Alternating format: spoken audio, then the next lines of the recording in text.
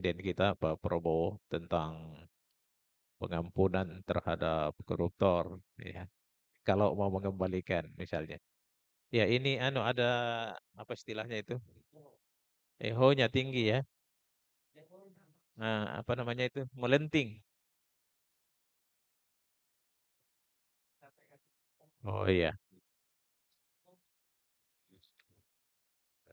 Baik. Sedikit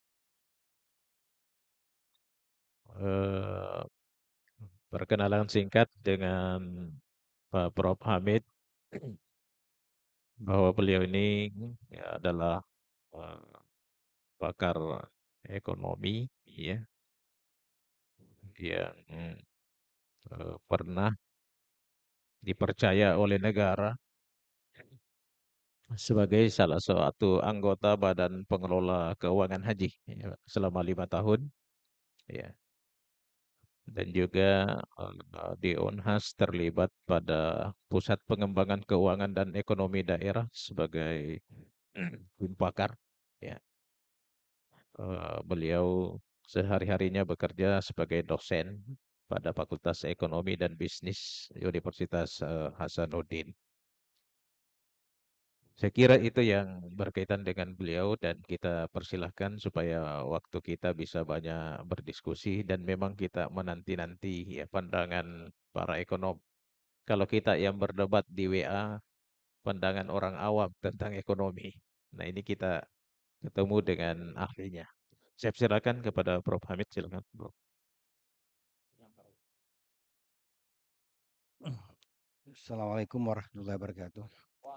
Alhamdulillah, syukurullah, wala haula wala quwata illa billah.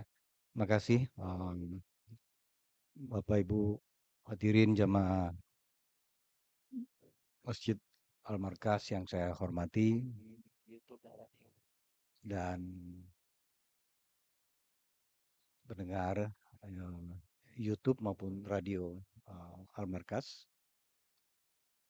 Alhamdulillah pada pagi hari ini setelah sholat subuh, mungkin ini adalah rutin, kegiatan rutin untuk melakukan dialog atau semacam pencerahan dari berbagai aspek ya, dalam kehidupan kita sehari-hari.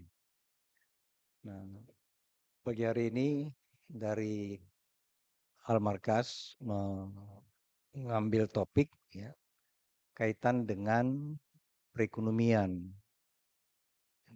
Indonesia di 2025 berkaitan dengan adanya peningkatan pajak atau adanya peningkatan penerimaan negara yang memang beberapa minggu terakhir menjadi perdebatan karena dianggap ini akan mempengaruhi ya, ekonomi atau mempengaruhi masyarakat mulai dari belanja konsumsi masyarakat, kegiatan usaha masyarakat, ya, dan pada akhirnya yang disebut dengan mengganggu pembangunan atau pertumbuhan ekonomi nasional gitu kan. Meskipun awalnya waktu dibuat undang-undang ini sebenarnya sudah dihitung bahwa dengan peningkatan tarif yang disebut dengan PPN, pajak pertambahan nilai ini, dari 10% naik 11 tahun lalu, kemudian tahun ini naik lagi 1% menjadi 12. Waktu itu dengan kondisi ekonomi yang diperhitungkan, itu akan positif, jadi lebih baik. Cuma sayangnya, ternyata ekonomi di 2024 ya, itu mengalami khususnya di kuartal ketiga, keempat mengalami penurunan. Ya, kalau kita dengarkan misalnya ada deflasi atau harga malah turun ya selama 5 bulan. Ya, biasanya kan harga terus naik inflasi yang terjadi. Ya. Tapi di 2024 kemarin 5 bulan berturut-turut itu harga malah turun, turun, turun, turun. Ya, kenapa turun? Ya tentu turun karena kurang yang beli. Ya, kalau kurang yang beli atau daya beli masyarakat turun, tentu harga barang kan turun. Artinya ekonomi masyarakat agak sedikit melambat di tahun lalu. Nah, kalau ekonomi melambat, masyarakat agak melemah, pada saat yang seperti itu sulit untuk kita menaikkan pajak.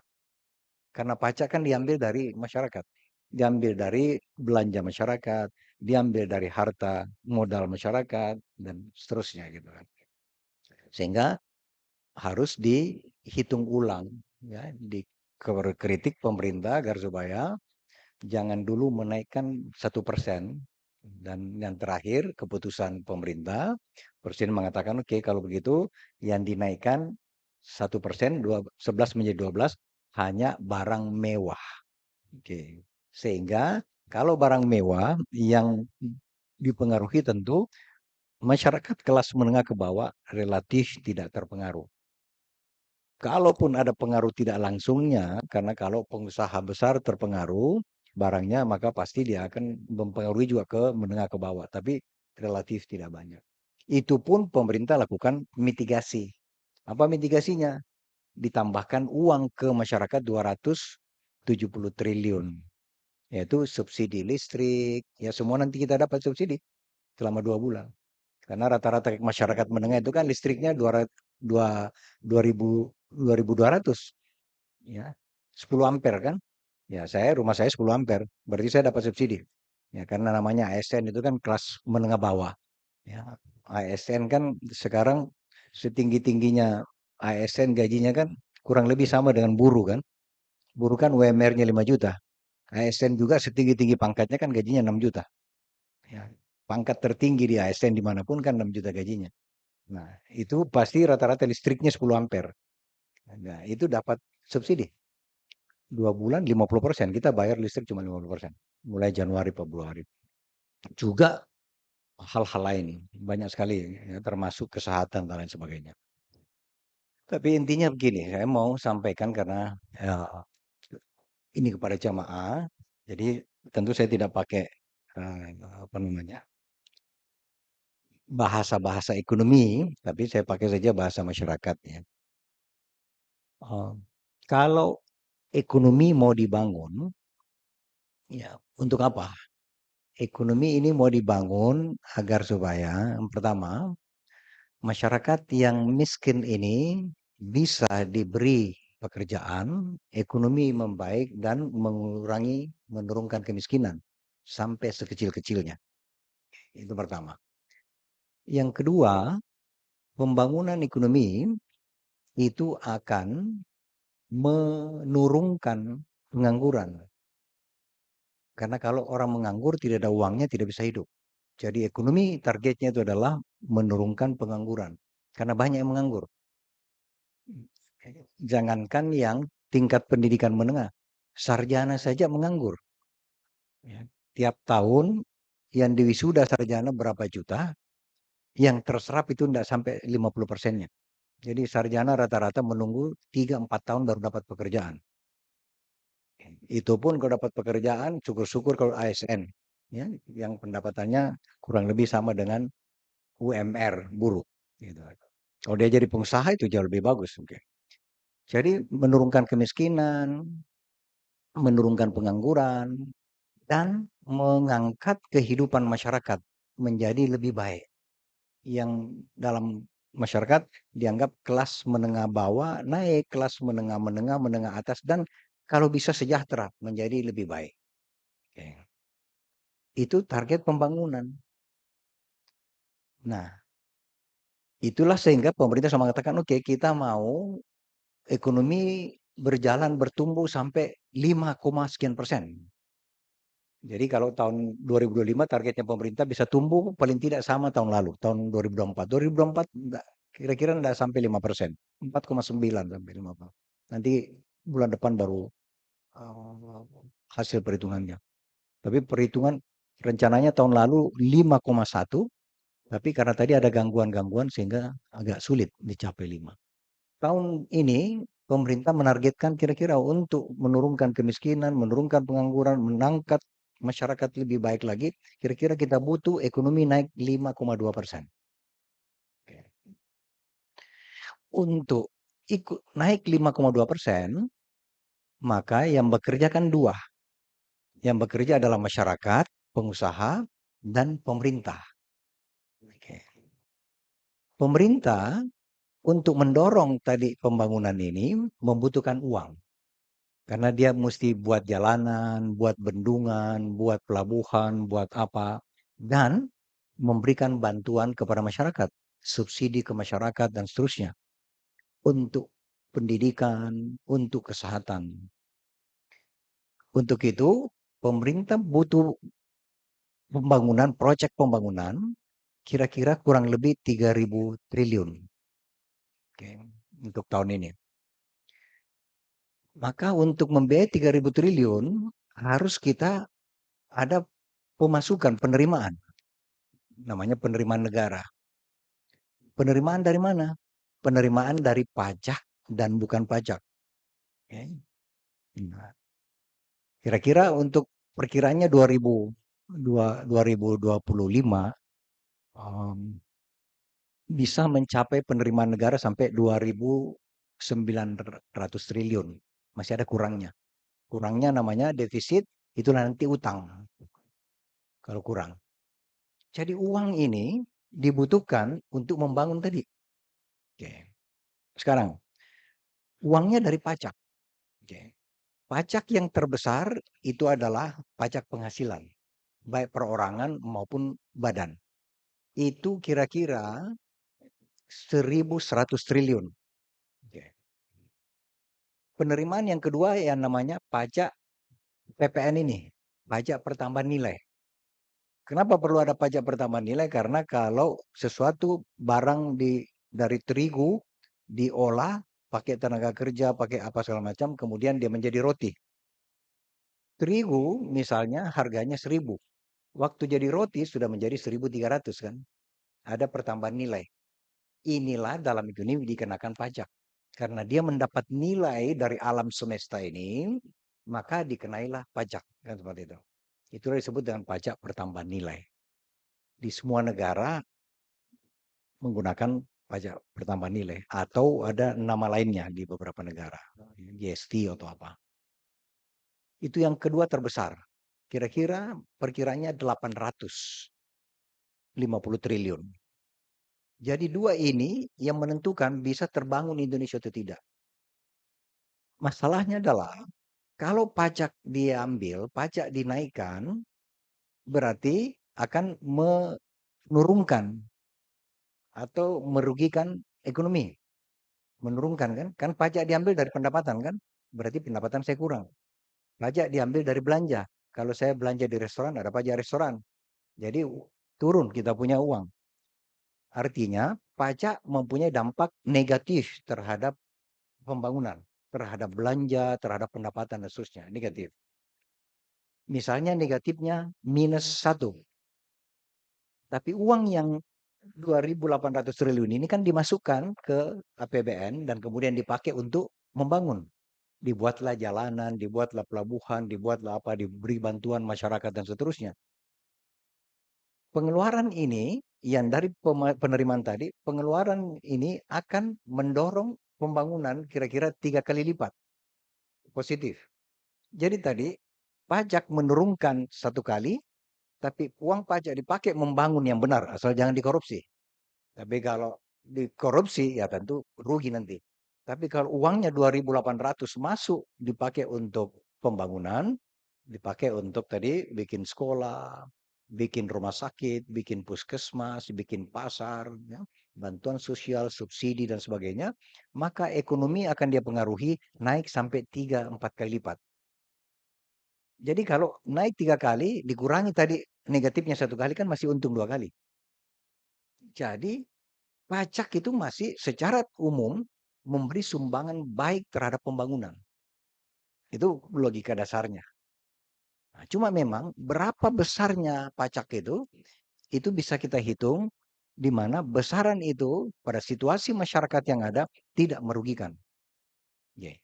Waktu dihitung 2 tahun lalu, kalau 12% pada tahun 2025 dengan situasi perkiraan ekonomi waktu itu, kira-kira ekonomi masih tumbuh. Produksi kita masih naik. belanja masyarakat konsumsi masih naik. Tapi sayangnya ternyata begitu 2024 akhir ekonomi turun masyarakat. Jadi dengan 12% ketinggian, maka itu akan merugikan ekonomi. Terpaksa ditunda, nggak jadi dan seterusnya. Nah, kenapa? Ini karena kebetulan pada tahun 2025 bersamaan juga ekonomi di akhir 2024 masyarakat kurang nyaman, kurang baik, pendapatan kita ini tidak senyaman tahun-tahun sebelumnya. Kemudian rencana menaikkan PPN 1%. Ditambah pajak-pajak lain. Bersamaan di 2025. Itu juga naik. Jadi keadaan tidak bagus tapi ada beberapa kenaikan pajak. Termasuk pajak daerah. Bapak kan tahu bahwa pajak kendaraan naik 66% kan? Mulai bulan ini kalau Bapak Ibu membayar pajak kendaraan bermotor, baik motor mobil, yang selama ini bayar 1 juta, itu naik menjadi 1.660.000. Oke. Kalau pajak mobilnya 2 juta, itu akan naik menjadi 3 juta sekian. 66%. Tapi tidak pernah ada yang bicarakan. Itu undang-undang. Tapi itu bukan pemerintah pusat, itu daerah. Oke. Itu option namanya. Nah, itu juga mesti dipersoalkan ya. Tapi sudah keputusan undang-undang. Tapi masyarakat belum teriak karena belum bayar. Ya nanti kira-kira minggu depan kalau ada yang bayar baru rasa. Oh, kenapa seperti ini? Barulah teriak. Tapi dari berapa bulan lalu saya ngomong di koran, bicarakan itu kenapa PPN ini lebih lebih lebih dampaknya lebih keras ya. 66%. Tapi oke. Nah, itu juga lain ceritanya. Ada maksudnya juga sebenarnya gitu kan. Nah, cuma kalau kita lihat ini tadi soal dampak ekonominya penerimaan negara. Jadi begini, penerimaan itu bisa dinaikkan. Intinya begini, harus naik pendapatan negara, penerimaan negara agar supaya uang banyak dipakai membangun, agar supaya kemiskinan bisa kita turunkan, kita bisa bantu orang miskin untuk bangkit ke atas, kita siapkan lapangan kerja, pengangguran turun agar supaya ekonomi naik. Itu targetnya untuk itu. Intinya adalah penerimaan. Nah, untuk menaikkan penerimaan dua kemungkinan. Dinaikkan tarifnya pajak, tadi misalnya dari 10% naik 11%, itu menaikkan. Atau ada cara menaikkan jumlah penerimaan tanpa harus menaikkan tarif, yaitu dengan memperbaiki proses penerimaan negara. Oke. Untuk pajak, ada yang disebut dengan kepatuhan. Oke. Orang terdaftar membayar pajak 100%. Tapi yang patuh membayar itu cuma 40%. 60 ini sembunyi-sembunyi tidak bayar. Ini disebut dengan menghindar pajak, korupsi pajak, dan seterusnya. Belum lagi kebocoran di kantor pajak. Nah, mestinya untuk meningkatkan penerimaan ini yang diperbaiki dulu.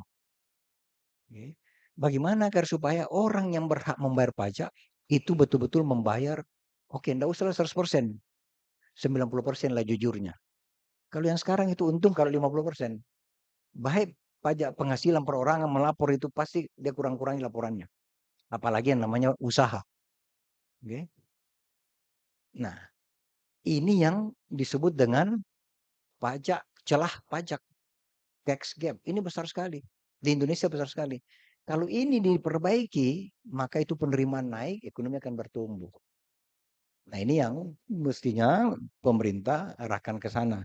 Dan saya lihat memang oke, jadi sangat tergantung pada organisasinya. Nah, tapi kalau kita lihat sumber penerimaan pajak yang namanya pajak, kalau kita ada 275 juta penduduk Indonesia. Oke. Yang bayar pajak dari 275 yang bayar pajak penghasilan itu 15 juta orang. Dari 275. Oke. Atau kalau kita kelompokkan begini. Dari kelompok masyarakat kelompok 1, 2, 3 sampai kelompok 10.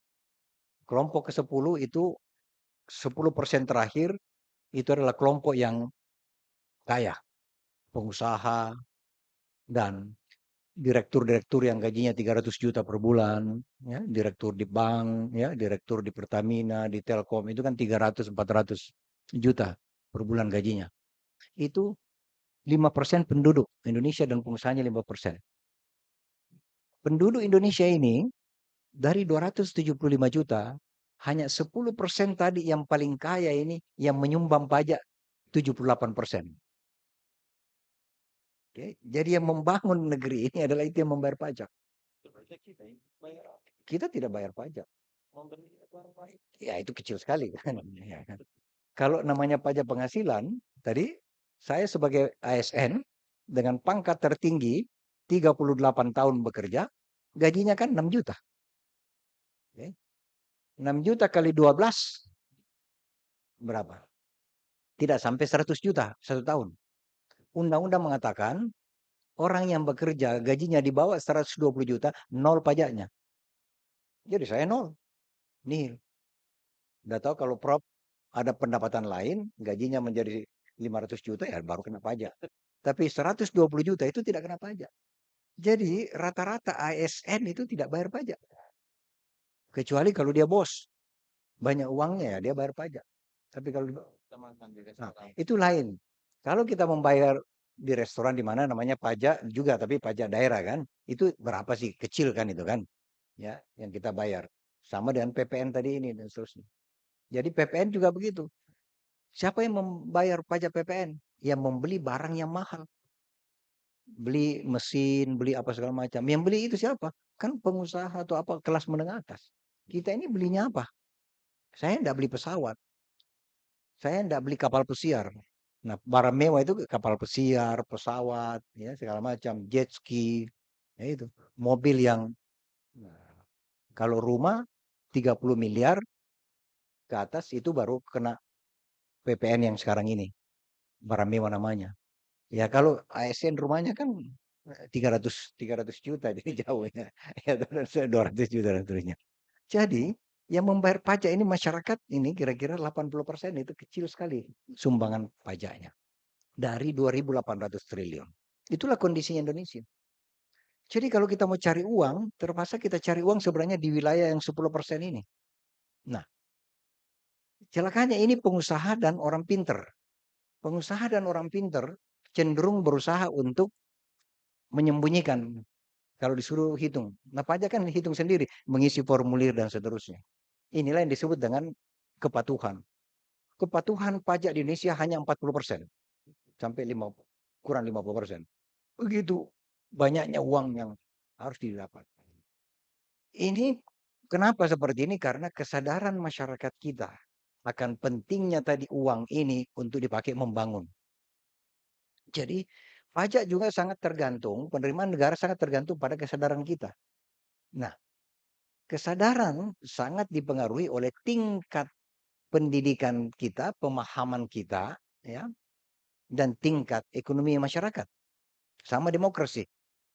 Jangan kita berpikir demokrasi yang bagus kalau pendapatan kata teori masih di bawah 6.000 dolar. Nah kita masih 4.000. Tidak mungkin. Pasti yang terjadi politik transaksi. Kalau kita sudah rata-rata masyarakatnya sudah nyaman, pendidikan secara tanda petik ya, bukan harus sarjana pendidikan. Biar SMA tetapi wawasannya bagus, itu pendidikannya. Di negara lain di Belanda rata-rata SMA. Tapi kalau kita bicara orang di sana SMA itu sama dengan S2 di sini cara berpikirnya. Disiplin ya sama dan Islam yang baik. Ya, pendidikan itu artinya jalan yang benar, lampu merah stop, belum saatnya. Coba lihat di jalanan sekarang ini ada enggak disiplin. Okay. Merah jalan juga, belum akhirnya semraut. Jadi kalau mau lihat pendidikan itu lihat di jalanan, kedisiplinan di jalanan. Ya, bagaimana kita bermasyarakat dan seterusnya. Begitu juga penerimaan negara. Selama tingkat pendidikan dan pendapatan ini belum cukup memadai, maka pasti wawasannya masyarakat kita tidak memahami baik. Sehingga apa yang terjadi? Berusaha untuk tidak membayar pajak. Namanya menghindar. Berus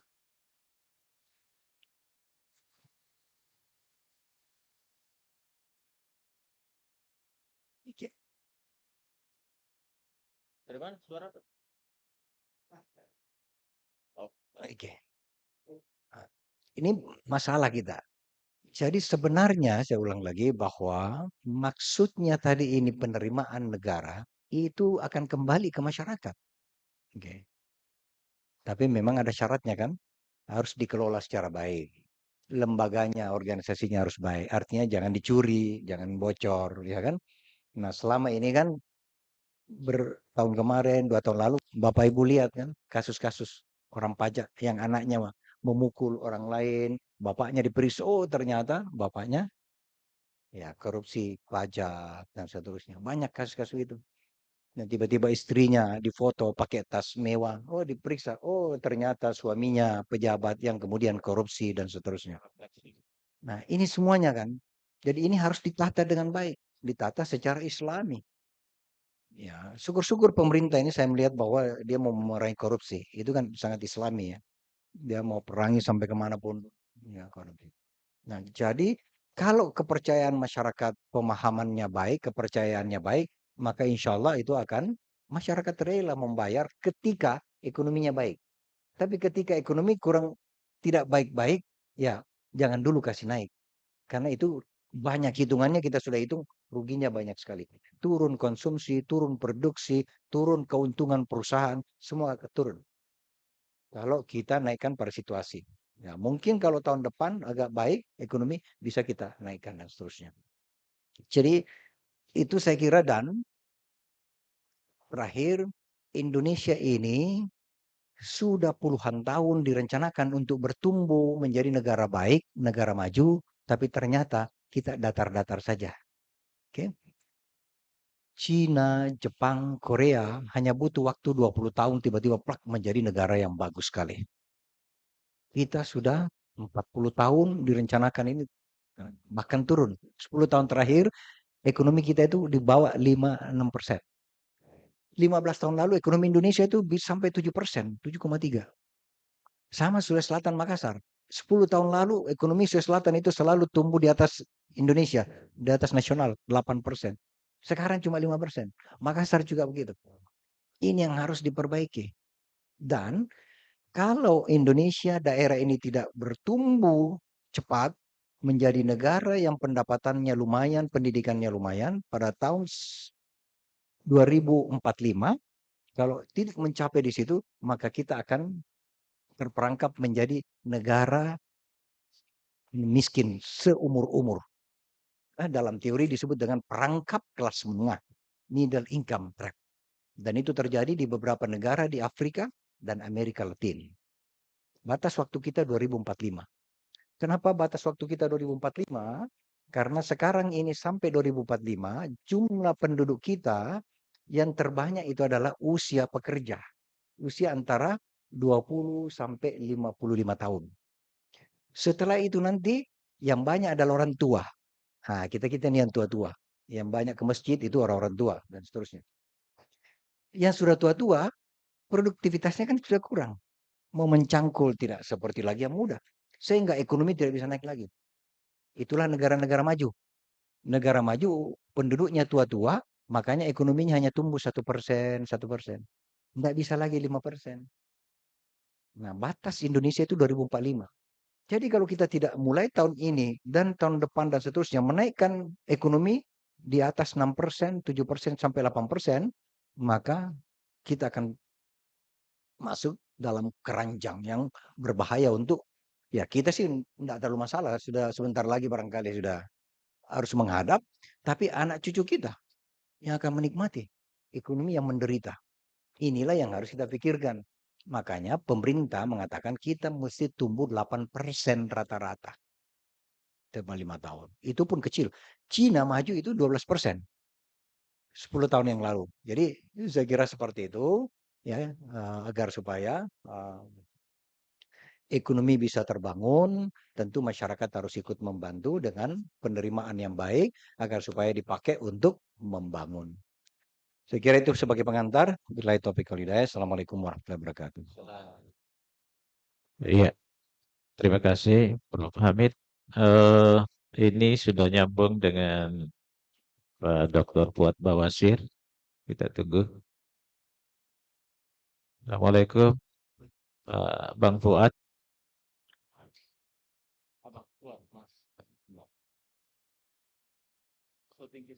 Iya, sudah nyambung dengan Abang Fuad Bawasir.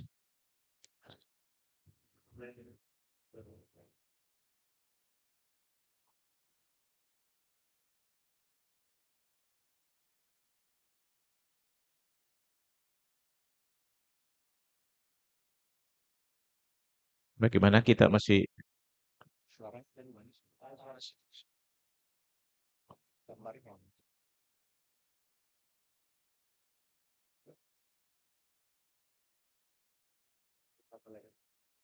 Assalamualaikum Bang Fuad Bawazir.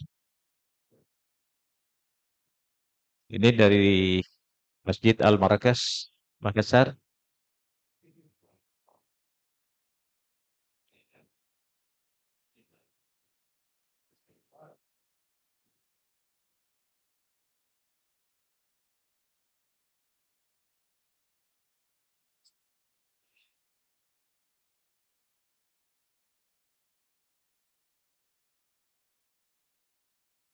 Assalamualaikum.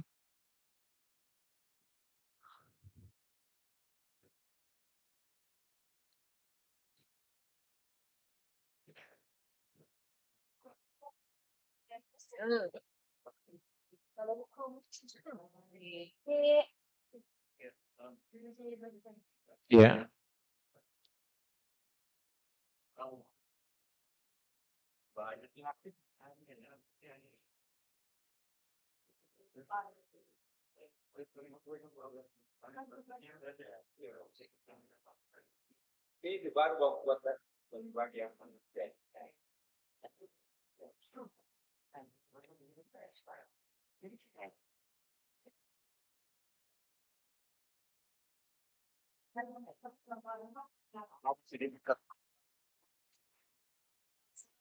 oh lanjut saja, tinggal saja, tinggal saja, tinggal saja, tinggal saja, tinggal saja. Oke, oke, oke, oke, oke, oke, oke, oke, oke, oke, oke, oke, oke, oke, oke, oke, oke, oke, oke, oke. Ya, baik. Saya kira banyak pertanyaan ini, banyak pengetahuan baru. Saya lihat tadi ketua harian langsung bertanya karena penasaran-penasaran dengan katanya dia sudah bayar pajak, ternyata tidak bayar-bayar pajak. Baik, saya persilakan Bapak Ibu yang mau bertanya, silakan. Oh ya, silakan, silakan Pak. Kasih mic ke sana.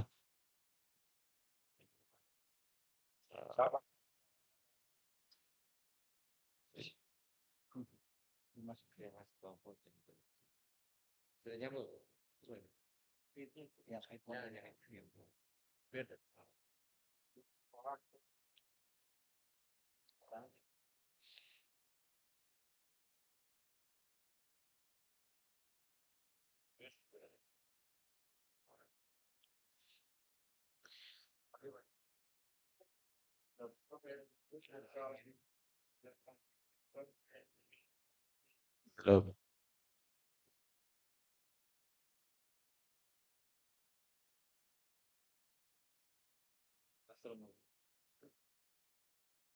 Silakan Kak, sambil eh, Belum masuk. Ya. masih. Assalamualaikum warahmatullahi wabarakatuh. Para jamaah masjid yang kami hormati, Pak narasumber, Prof. Hamid Badu dan Dr. Fuad Bawazir. Saya kira hari ini diskusinya menarik karena isu kenaikan pajak itu tentu mempengaruhi berbagai hal, baik tentang belanja negara dan kebutuhan masyarakat. Saya tidak ahli mengenai ekonomi pajak, tapi saya berpikir begini. Ini kondisi perekonomian masyarakat kan lesu. Pemerintah naikkan pajak untuk membiayai pembangunan. Pajak itu orang bayar ketika daya belinya bagus. Yang saya berpikir, Prof. Hamid, apa gerakan pemerintahan dalam rangka pembangunan ini yang membuat rancangan ekonomi tumbuh sehingga dunia usaha berkembang dengan baik, daya beli bagus. Ini yang belum ketemu saya lihat. Artinya daya beli lesu, bagaimana membayar pajak? Harus ada strategi kebijakan ekonomi yang bagus dari kabinet merah putih sehingga daya beli masyarakat tumbuh ini. Kalau tidak ini payah negara, itu yang pertama. Yang kedua, dalam pemikiran syariah Islam, saya berpikir begini, perlu dipikirkan, disatukan pemikiran orang bayar pajak dengan impak itu yang 2,5%, sehingga tidak ada pajak ganda. Ini pernah saya dengar ada yang merumuskan, mumpung barangkali Prof. Hamid Pado yang bergerak di bidang pengelolaan dana haji yang punya kemampuan ekonomi syariah, ini dikawinkan jadi isu nasional. Sehingga umat Islam tidak double pajak. Ya, mudah-mudahan buat Basir dengar. Saya kira itu saja pemantik awal diskusi pagi ini. Terima kasih. Nasrul Hamzah. Ya. Ya. Oke. Terima kasih Ibu Kak for Bro. kopi. Salam. Ada lagi? Kita tampung dulu. Oh, ini ketua harian. Assalamualaikum warahmatullahi wabarakatuh. Ya. Terima kasih Bapak Moderator. Terima kasih Kak Prof. Hamid Pado pagi hari ini. Ya, halo, Bang Fuad Bawazir, sudah bisa?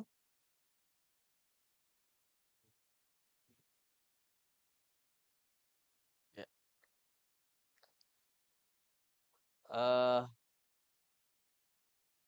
Bapak-bapak, ibu-ibu, para peserta ngobras, ngobrol kebangsaan, kemasyarakatan Masjid Al-Marakas. Ada Bang Fuad. Bang Fuad, Assalamualaikum warahmatullahi wabarakatuh. Sudah kami dengar Bang Fuad. Makassar sudah dengar. Halo Bang Fuad. Silakan Bang. Ya, silakan.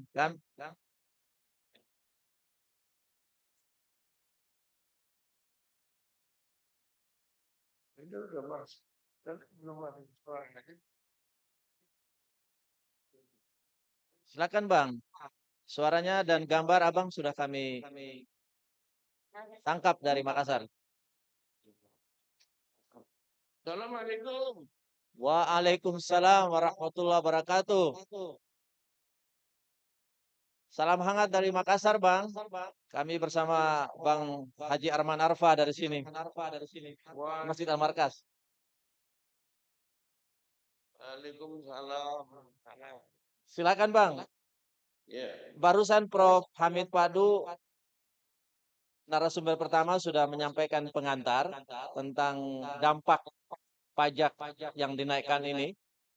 Ya. Silakan, Abang melihat bagaimana dampak pajak ini. Silakan, Bang. Ya, pertama memang kalau pajak ini memang memberatkan apapun enggak ya memang memberatkannya, namanya orang kan nggak suka lah bayar pajak gitu ya intinya itu. Tapi alhamdulillahnya terakhir Pak Prabowo kan sudah mengambil keputusannya hanya untuk barang-barang yang barang mewah itu. Dan itu sebetulnya jarang mengenai kita. Cuman karena keputusannya itu sudah di akhir sekali, memang masih banyak saya lihat di masyarakat yang sudah terlanjur memprogram untuk 12% pada barang-barang yang lain yang akhirnya tidak dikenakan. Jadi sudah ada yang terlanjur, tapi sekarang mereka masyarakat sedang memperbaiki juga. Jadi intinya kalau semula itu yang terkena 12% itu meliputi seluruh barang ya yang dikenakan PPN, sekarang hanya barang yang dikenakan barang mewah, dan barang mewah itu memang tidak mengenai kita lah, sehari-hari itu nggak ada sama kita gitu. Cuman karena masyarakat ini mulai Desember awal itu sudah pada menyesuaikan harga. Menyesuaikan harga dalam arti ini bakal ada kenaikan 1% gitu kan. Jadi udah pada harga kelihatannya mulai mau naik gitu, disiap-siapin. Oh ini sekarang masyarakat lagi membatalkan itu semuanya. Wah ternyata nggak jadi. Ya itulah, jadi lebih banyak problem teknis sekarang itu dibandingkan yang sebenarnya kejadian. Nah ini satu pelajaran bagi kita, kalau namanya polisi yang umum sifatnya, ya sebaiknya tidak usah di akhir-akhir diambil keputusan, karena ya akibatnya begini, masih ada yang kisruh-kisruh begitu di masyarakat. yang memerlukan perbaikan lagi. Tapi yang lebih penting daripada itu, akibat kenaikannya itu hanya PPN barang mewah yang harus kita syukuri, yang kira-kira penghasilannya 3 triliun, tapi terjadi hiruk pikuk kan macam-macam kan sebelumnya. Padahal kalaupun masukin nanti hanya 3 triliunan. Tapi hiruk pikuknya ini lebih mahal dari 3 triliun. Ini juga satu pelajaran yang harus kita masyarakat belajar, pemerintah juga harus belajar untuk tidak melakukan hal-hal yang seperti ini lagi lah. Jangan mendadak dikenain kan. Nah ini karena Menteri Keuangan harusnya juga sudah bisa tahu sebelumnya kan. Ini memang tidak perlu, bahwa lagi keadaannya begini masa dinaikin gitu loh. Nah ini Menteri Keuangan saya kira ya kurang pas lah untuk dalam hal ini, kebijakannya tuh mengganggu sebetulnya. Ya mudah-mudahan sekarang dengan begini ya sudah diselesaikan lah dengan baik lah, mudah-mudahan bisa penyelesaiannya. Nah yang lebih penting bagi pemerintah sekarang adalah satu yang akan dilakukan Prabowo, yang dilakukan oleh Pak Presiden sendiri, ya Pak Prabowo itu sebenarnya sudah sangat tepat. Sekarang beliau akan melakukan dan sedang dilakukan, saya tahu. Nggak usah mikirkan penerimaan pajak lagi yang berarti menggeser uang dari masyarakat kepada negara. Tapi bagaimana uang yang sudah di tangan negara, jadi itu dihemat. Nah ini kan pemborosannya luar biasa, makanya sedang diperangin korupsinya, ya kan? Nah korupsi dibiarin apanya, semuanya membiarkan tapi mengutin pajak itu kan nggak benar, nggak fair. Jadi yang masyarakat udah biar tenang. Sekarang yang diobok-obok itu harus pejabat negaranya sendiri supaya jangan pada korupsi. Nah ini banyak uang perjalanan dinas misalnya sekarang sedang ini nggak pernah dijamah sebelum-belumnya nih, terus terang aja tidak dijamah, dibiarin ya oleh semuanya, oleh Menteri Keuangannya, terutama oleh Presiden segala macam. Ini sekarang dicoba dibenahin oleh Pak Prabowo dengan uang perjalanan dinas di-cut besar-besaran. Jangan sebentar-bentar rapat di hotel, tidak boleh ada konsultan ini itu segala macam gitu ya. Hal-hal begitu. Dan ini harus dipetani, benar tahu dipetani itu disisir satu-satu. Nah, ini malah akan terjadi kalau tadi bicara cuma duit 3 triliun segala macam, ini dengan penghematan dengan disisir, dengan diperbaiki APBN-nya itu bisa didapatkan uang atau penghematan sampai ratusan triliun. Misalnya, dan itu banyak benar itu tadi beberapa yang saya kasih contoh. Misalnya, jangan asal bangun bendungan saja ya, itu yang belum dimanfaatkan masih banyak. Kok mau bangun lagi, jadi asal proyek aja gitu. Nggak boleh salah-salah proyek. Bangunan-bangunan itu diperbanyak, nggak usah. Pakai dulu yang sudah ada supaya dimanfaatkan misalnya gitu. Nah, infrastruktur juga banyak yang macet, di mana yang bukan macet, nggak dipakai sama sekali. Ya itu juga infrastruktur yang harus di stop dulu. Nah penghematan ini bisa sekali lagi ratusan triliun. Nah itu nanti akan digunakan untuk kepentingan-kepentingan yang lebih produktif lagi oleh pemerintah. Ini yang sedang dikerjakan sekarang oleh Pak Prabowo. Jadi nggak dibiarkan aja begitu rupa. Percuma itu pemborosan aja itu. Ya begitulah yang dapat saya sampaikan. Jadi lupain sekarang yang pajak yang akan dibenahi sedikit lagi. Tapi penghematan-penghematan ini jauh lebih berguna karena itu sekaligus juga untuk memerangi masalah korupsi, narkoba, ada penyelundupan luar biasa yang menyebabkan banyak perusahaan yang pada mati dalam negeri. Ini banyak benar, ini jangan dibiarin saja gitu loh. Ya kan? Termasuk di daerah Anda sendiri tuh uang palsu sekian berapa belas tahun itu uang palsu dicetak di UIN Makassar. Iya, iya. Itu ya kan ya Intel juga nggak tahu ya kan, Intelnya gimana ini, Intelnya selama ini yang dikerjain apa gitu loh, sampai kayak gitu juga nggak tahu gitu kan. Ya seperti itulah Karena semuanya orientasinya banyak yang pikirannya duit melulu, proyek melulu gitu loh. Ini yang sekarang benahi ini lebih susah daripada yang lain. Yang dilakukan oleh pemerintahan Pak Prabowo ini. Ya itulah dapat saya sampaikan itu. Terima kasih Bang. Saya adalah peserta diskusi Bang. Tadi mau bertanya, sementara saya memegang mic. Pertanyaan saya penanya kedua, bahwa sejak awal Presiden Prabowo sudah menyampaikan bahwa pengelolaan keuangan negara ini penuh apa namanya ya, sangat koruptif, ada kebocoran di mana-mana. Nah, di saat Bapak Presiden menyatakan bahwa anggaran ini banyak kebocoran, lalu muncul kebijakan pajak dinaikkan. Ini yang saya kira memperkuat apa yang Bang Fuad dan juga barusan Bang Hamid Padu, Profesor Hamid Padu menyampaikan bahwa ini timingnya kurang tepat ini. Iya Nah, betul. ya, jadi pertanyaannya adalah kalau misalkan timing kurang tepat, berarti ada dua masalah yang mungkin menurut saya yang awam ini tampak di sini. Pertama adalah koordinasi dari tim presiden yang ada, mungkin di tim keuangannya itu tidak melakukan satu ya katakanlah visi apa namanya itu ya. Ya, yang kedua adalah Belum. ya tema kita pagi hari ini adalah soal perspektif ekonomi 2025. Dengan kondisi yang kurang koordinasi seperti ini, apakah kita optimis Wah, di betul. 2025 ini, Bang Fuad? Ini juga pertanyaan saya kepada Bapak Profesor Hamid Padu. Dengan pola-pola seperti ini bahwa tiba-tiba ada kenaikan pajak, itu kan mungkin menurut kami yang awam, ini adalah pilihan-pilihan yang sifatnya awam saja.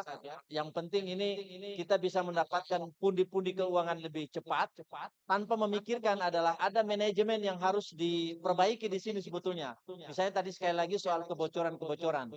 Nah, ini pilihan kebijakan semacam ini apakah semakin memperparah postur ekonomi kita di 2025 menjadi tidak optimis, ataukah sekali lagi tim ekonomi Presiden Prabowo masih perlu di apa namanya itu, perlu di reformasi begitu Bang Fuad. Demikian pertanyaan saya Bang Fuad dari Makassar. Terima kasih.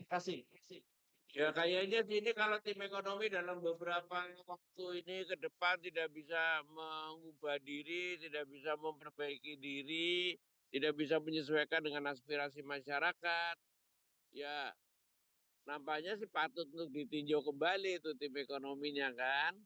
Tapi sekarang memang yang menangani lebih banyak jadi dari tim ekonomi yang konvensional aja seperti itu aja gitu kan.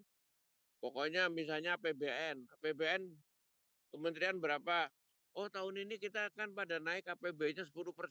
Ya udah diteleponin aja 10%, 10%, suruh naikin aja.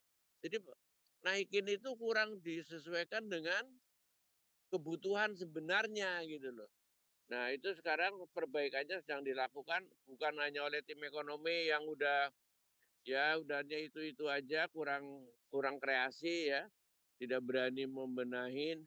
Nah ini Pak Prabowo kan sudah turun tangan untuk membenahi kebocoran-kebocoran itu di APBN.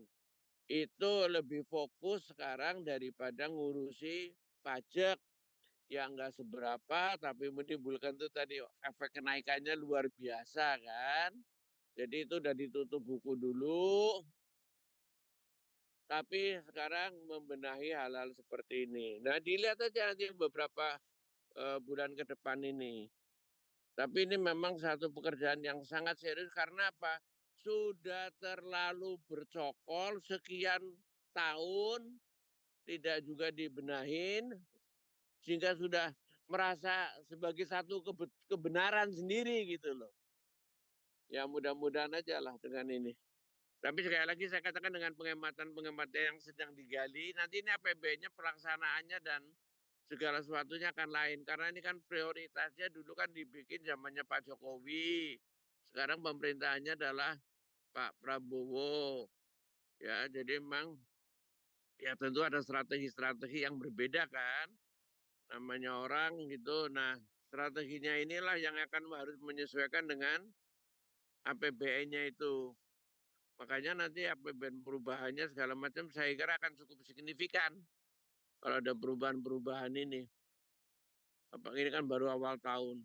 Ini pembenahan sekarang dilakukan terus-menerus itu untuk bisa diubah nanti pelaksanaannya.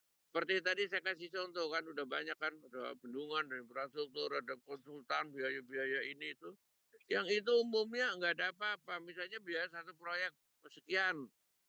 Untuk proyeknya itu sendiri yang disebut itu cuma berapa persen lainnya buat rapat, buat konsumsinya, buat hotelnya, buat perjalanannya itu 80% sendiri gitu. Lah gimana gitu kan mau berjalan gitu loh. Ya inilah bagaimana beratnya pembenahan-pembenahan ini Bang, yang harus dilakukan.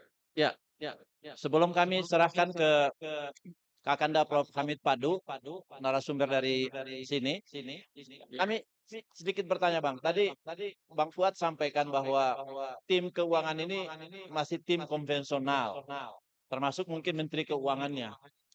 Ini kalau seperti ini, analisa Bang Fuad bagaimana ini? Apakah ini Prabowo masih tersandra oleh katakanlah transaksi atau kompromi-kompromi politik di kampanye atau di pilpres atau di katakanlah apa itu koalisi kekuatan-kekuatan politik sebelumnya?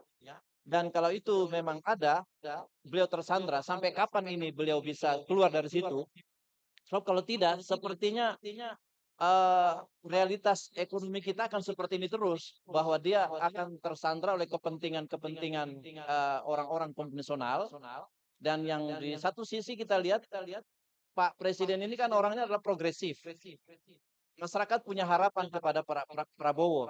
Tapi dengan pola seperti ini, apakah Prabowo mampu untuk keluar dari sini dan apakah Indonesia bisa optimis untuk mendesain ekonominya sehingga masyarakat bisa lebih maju, Bang Fuad? Ya ini memang pembenahannya berat seperti Pak Prabowo yang terakhir itu kan mengatakan dia nanti cepat di waktu untuk pembenahan ini kayaknya 6 bulan kan mengatakan begitu. Ya kan 6 bulan itu untuk membenahi, memberikan transisinya itu supaya lebih berhasil lagi lah, lebih smooth. Ya begitulah kita lihat. Tapi kalau memang keadaannya ini tidak berubah kayak begini aja masih pakai cara yang lama, ya memang itu cara yang lama, cara yang tidak baik-baik saja. Ya harus dibenahin, makanya minta waktu 6 bulan itu. Ya, itulah dapat saya katakan cuma begitu aja. Oke Bang, makasih. Kami undang Bapak Profesor Hamid Padu, beliau guru besar ekonomi Unhas, Bang. Juga tokoh sesepuh kami Sulsel dan pernah menjadi anggota BPKH, Badan Pengelola Keuangan Haji. Ya, silakan Bang Hamid. Terima kasih Bang Fuad tadi udah memberikan beberapa hal yang pencerahan. Saya setuju bahwa memang pengelolaan keuangan negara, khususnya penerimaan, mestinya ada perubahan pengelolaan. Kan tadi lebih pada bisa saja tidak harus menaikkan tarif pajak untuk meningkatkan penerimaan atau meningkatkan tax ratio. Misalnya dengan bagaimana tax gap ini atau kepatuhan ini bisa ditingkatkan sehingga penerimaan negara bisa optimal tanpa harus menaikkan tarif atau pajak misalnya PPN. Kalau itu dulu dibenahi tentu bisa optimal penerimaan bisa dicapai. Nah, nampaknya Bang Fuad kan di program utama Pak Prabowo yang ke-8 itu sudah memikirkan ke sana bahwa penerimaan negara harus dikelola lebih fleksibel, lebih lincah, ya, lebih accountable itu dengan memisahkan dari Kementerian Keuangan. Seperti di negara-negara lain yang programnya Pak Prabowo adalah Badan Penerimaan Negara. Kalau ini dilakukan, maka saya yakin tingkat kepatuhan pengelolaan uang negara ini akan lebih optimal. Kebocoran, kebiasaan-kebiasaan korupsi yang dilakukan di pengelolaan keuangan negara, khususnya di penerimaan, itu bisa diperbaiki, diturunkan. Nah, kira-kira kenapa Pak Bang Fuad ini kok justru program ke-8, program utama Pak Prabowo tidak, padahal itu salah satu solusi yang sangat cerdas saya kira. Jadi dari pertanyaan-pertanyaan tadi juga itu arahnya ke sana, apa sih sebenarnya harus dilakukan? Nah, kalau saya Pak Prabowo sudah mempersiapkan itu sebenarnya dengan menyiapkan ada lembaga yang lebih dipengaruhi oleh sikap-sikap korporasi sehingga bisa mengelola penerimaan pajak dan bukan pajak dan mengoptimalkannya secara baik dengan tidak mencuri, tidak korupsi, dan tidak bocor, dan lentur sekali untuk menyikapi perkembangan yang ada. Saya kira itu Bang Fuad kira-kira Mau bertanya? seperti apa kira-kira kemungkinannya untuk tadi solusinya ke arah supaya tidak konvensional pengelolaannya. Saya kira itu tambahan saya. Terima kasih, Pak.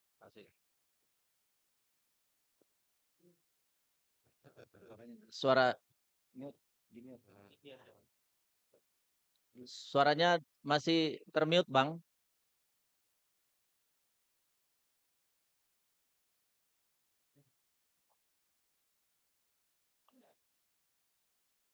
Tadi volumenya lagi, Pak.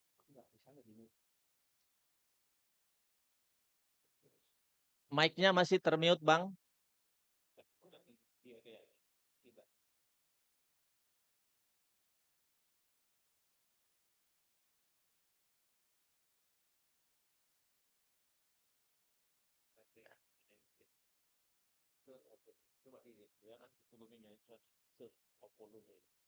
Yang di atas, yang warna biru. Volumenya barangkali. Yang tun. Dek, volume. Ini dulu yang volume, yang warna biru. Yang warna biru. Yang atas. Atas lagi. Yang atas itu tuh.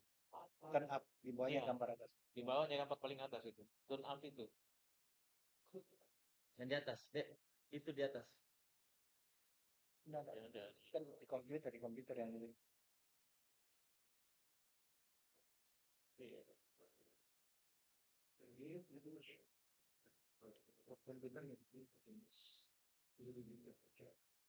Oke, silakan Bang, silakan Bang. Ya.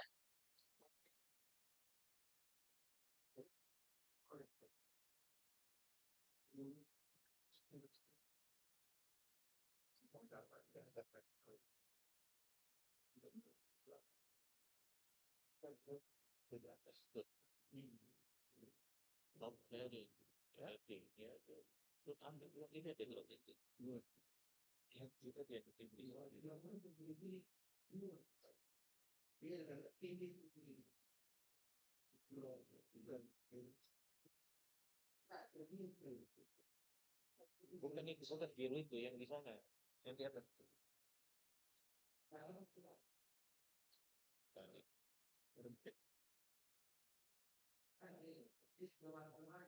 Dia sudah maksimal di sana. Itu yang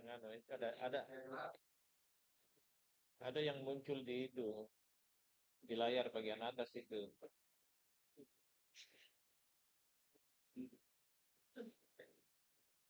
Ya.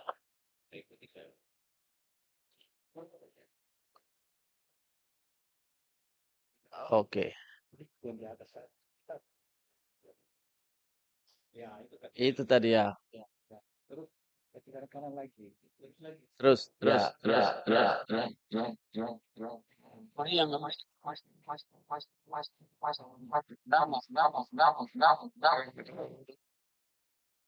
Oke bang. Kami undang lagi penanya yang lain ya bang ya. Ya, Oke, abang di masih depan Masjid Sunda Kelapa kayaknya ini.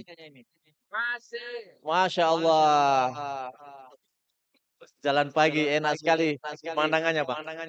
Kami persilakan dulu Pak Pahir mungkin silakan. Oke, Pak. Ini satu penanya dari pemuda Al-Markas. Silakan.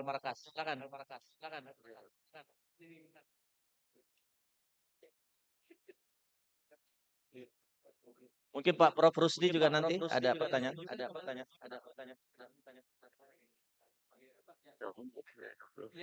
Sini kan sana. Sini.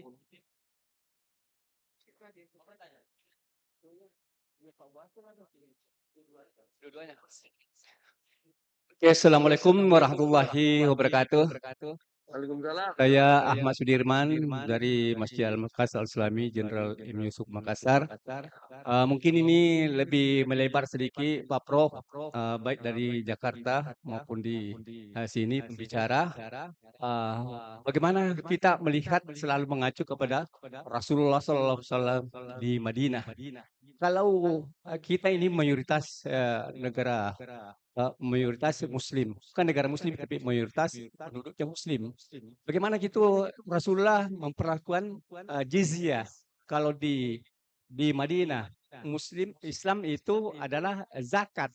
Tapi kalau kita Indonesia ini kadang-kadang fungsi ganda. Kita pajak juga, di zakat juga. Jadi mungkin ini pemerintahan Pak Prabowo ke depan ini bagaimana Islam itu khusus di zakat, karena ada badan zakat sekarang ini.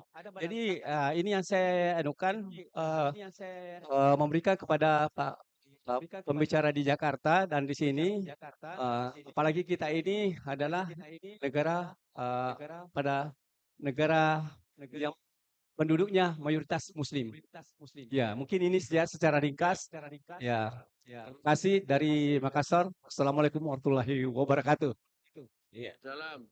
Silakan, Bang Fuad. Nah itu saya ceritain dulu, saya sebagai Dirjen Pajak, sama juga yang saya lakukan, saya kumpulin seluruh ulama, baik dari MUI, dari macam-macam lah, termasuk dari Sulawesi itu ada Pak Kures siap segala macam kan. Saya kumpulin. Ini kita umat Islam membayar pajak, tapi juga harus membayar zakat. Ya, terus begini penjelasannya. Zakatnya itu kan 2,5%, itu tentu cukup untuk membayar sesuatu yang sudah given di situ, ya. Tapi untuk mengelola negara dalam bilang juga dikenal, kalau semuanya itu hanya pajak tidak mungkin, karena pajak kan nggak bisa bayar polisi yang mampu, membayar tentara segala macam administrasi nggak ada lagi. Itu sudah zakat sudah ada, penerimanya sudah tertentu. Jadi untuk ketertiban, untuk membuat macam-macam ini diperlukan pajak. Itu on top daripada itu. Nah sekarang Anda bayangin aja beginilah gampangnya nih, secara praktis saja. Kalau kita hanya netepin zakat saja, terus tidak ada yang ngelola pemerintahan, siapa? Yang bayar siapa? Kan nggak mungkin. Jadi selain itu memang ada juga pajak yang supaya bisa pemerintahan itu jalan. Dan pajak itu kan tidak harus oleh pemerintah, cukup oleh orang juga boleh, nggak usah ada pemerintah. Orang-orang sendiri yang mengeluarkan zakatnya sesuai dengan yang dia punya pikiran. Ini kepada si A, si B, si C, family, segala macam gitu kan. Nah ini pajak untuk kepentingan yang publik lagi. Jadi tidak bisa dikecilkan begitu saja. Pajaknya pajak, zakatnya zakat. Yang penting ini harus islami. Dan itu sudah dibahas benar oleh para ulama. Penjelasannya panjang lebar dan ada bukunya. Aduh, bukunya apa saya lupa itu namanya. Diterbitkan sudah jelas penjelasannya di situ ya. Nggak kedengaran kelihatannya. Kedengaran di sini, Bang. Kedengaran.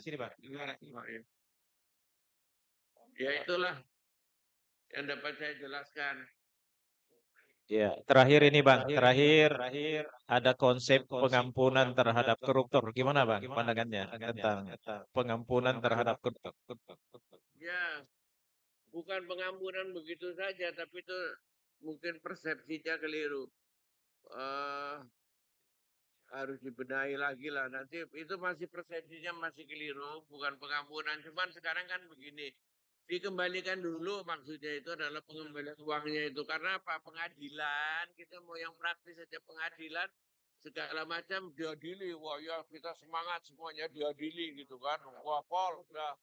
Tapi pengadilan-pengadilan itu prakteknya bagaimana? Hukumannya ringan, ya kan? Wah kita kayak dibohongin aja itu oleh pengadilan terus terang aja. Terus kalau hukumannya udah ringan, dikasih kerugian-kerugiannya banyak banget. Ya akhirnya kita kelihatannya mah udah boleh nih, tapi prakteknya kok ya begitu-begitu aja. Ya kalau cuma mau begini-begini aja, prakteknya gini, terus ternyata nggak bisa apa-apa gitu loh. Jadi saya itu dari sudut sebagai ekonom, saya mau yang kemungkinan praktis. Itu kalau orang yang korupsi itu di Indonesia berapa? Misalnya 1.000, yang diadili berapa? 2 atau 3. Yang lainnya apa? Bebas, semangat. Yang diadili itu sedikit sekali. Prosentasenya itu saya kira cuma 1% tuh kali. Udah gitu nanti diadili pun dibohong-bohongin aja. Pengadilannya begitu. Ya kan? Waduh gimana ini? Jadi pengadilan kita juga tengik. Terus terang aja. Umumnya pengadilan kita itu ya nggak karuan lah. Terus terang aja. Nah, daripada begini, ini kan melindungi para koruptor, melindungi para yang pemain-pemain, kelihatan dua dulu, semangat, tidak boleh diampuni, waduh. Tapi mana buktinya gitu loh. Bel kan gitu, nggak ada buktinya. Udah mendingan di cara yang ini dulu bagaimana supaya ketangkep semuanya, lapor semuanya, coba. Siapa enggak? Ya begitulah, nggak gampang ini terus terang aja. Kayaknya, wah semangat yang 45, semangatnya 45, tidak boleh diampuni. Iya, tapi nggak ada orangnya yang diambilin 1, 2 mau ngapain? Duitnya kita nggak dapat. Uangnya dirampok aja itu uang negara. Ya begitulah transisi itu yang sedang kita pikirin, bener masih digali di tes voter, tes bolak-balik masyarakat bagaimana itu reaksinya. Ya, Iya, terima kasih Pak atas kehadirannya bersama dengan kami. ya udah. Terima kasih ya. Ya, ya. Assalamualaikum Bang. Salam. Ya, ya. Silakan Bang Hamid lanjutkan menjawab pertanyaan tadi. Ini udah.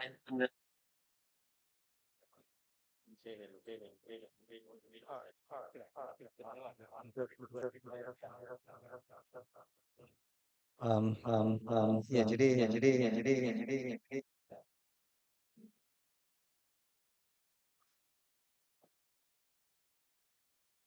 tadi Prof. Mustari sebenarnya mempertanyakan kalau pola-pola seperti ini yang tetap digunakan seperti tadi Bang Fuad sampaikan, artinya pengelolaan negara termasuk pengelolaan keuangan negara dengan pola yang sebenarnya disebut itu birokratis, ya. Birokratis tanda petik, ya. Pengelolaan dengan cara yang formalistik, lebih banyak ongkosnya, lebih banyak bocornya dibanding dengan hasilnya. Itu yang birokratis. Sesungguhnya birokrasi bagus kalau dia lentur dia ini ya.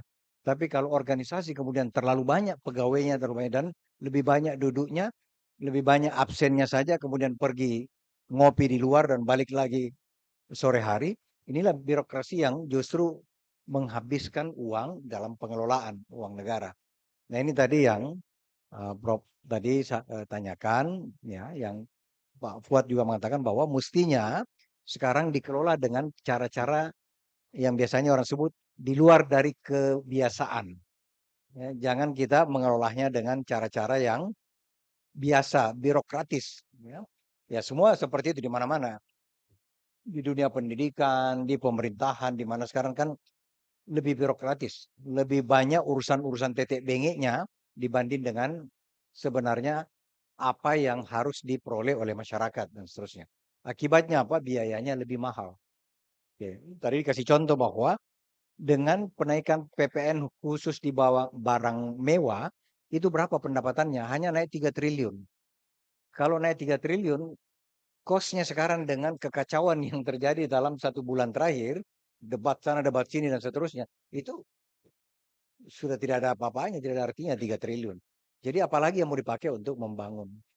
Makanya diharapkan bahwa pengelolaan, makanya tadi saya masuk bahwa sebenarnya kalau lihat dari program Pak Prabowo itu BPN, tadi semestinya dijawab oleh Bang Fuad, bahwa negara lain itu sudah memisahkan pengelolaan penerimaan negara dari Kementerian Keuangan. Singapura, Malaysia, Amerika, Eropa semua begitu. Kenapa? Dibuat lembaganya supaya lembaganya sedikit badan sendiri di bawah presiden, setingkat menteri. Ya sama dan pengelolaan keuangan haji dibuat seperti itu keluar dari Kementerian Agama agar supaya dia bisa mengelola dirinya dengan baik. Dan ya pengalaman saya mengelola biayanya mengelola uang 160 triliun dengan keuntungan yang kami berikan 10 triliun per tahun itu di atas rata-rata perusahaan yang ada di Indonesia itu biayanya gajinya dan sebagainya itu 1% dari penerimaan hanya sekitar 130 miliar. Bayangkan bank yang mengelola uang yang sama dengan pegawai yang ribuan, itu kalau untung 5 triliun, 4 triliun dipakai untuk biaya. Inilah yang pengelolaan yang seperti ini. Makanya pemerintah Pak Prabowo mengharap bahwa ini sama negara lain. Penerimaan ini dikelola dengan lembaga sendiri yang kira-kira berperilaku seperti perusahaan. Ya, menghitung secara baik. Ya kan dulu pemerintah tahun 90-an itu kan namanya reinventing government. Pemerintahan itu dimasukkan perilaku-perilaku swasta agar supaya berperilaku lebih baik. Nah, itu maksudnya agar supaya pengelola keuangan ini penerimaan dikelola sendiri dan Kementerian Keuangan hanya mengerjakan bagaimana membelanjakan uang ini dan seterusnya. Nah, ini salah satu tadi solusinya adalah bagaimana agar supaya pengelolaan itu bisa lebih baik, lebih sederhana, dan bisa lebih maksimal dan bisa lebih murah, plus mengurangi kebocoran, mengurangi korupsi dan seterusnya. Jadi sangat tergantung pada tata kelola dan pengelolaan yang ada. Saya kira itu. Ya, saya kira cukup ya. Mungkin Kak Fahir bisa, oh ya, oke. Ini ini berat memang ini ekonomi, ya. Tapi yang menakutkan tadi dari pandangan Prof. Hamid, ini 2045 ya. Kalau ini tidak terwujud, ini kita akan menjadi negara begini-begini saja, bahkan bisa jadi miskin ya. Nah, ini saya kira tanggung jawab besar dari negara. Saya kira banyak hal yang eh, jadi perhatian kita. Ternyata betul ini pajak kendaraan yang paling terasa ini sebenarnya PBB, pajak bumi bangunan yang kita sudah bayar 100% kayaknya itu ya. Ternyata ini diam-diam saja.